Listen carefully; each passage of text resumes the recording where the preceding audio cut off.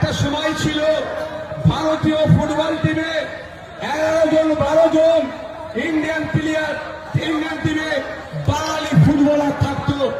আর এখন এগিয়ে বাংলা বললেও ভারতীয় ফুটবল টিমে 1 থেকে 2 বাঙালিকে খুঁজে পাওয়া যায় না।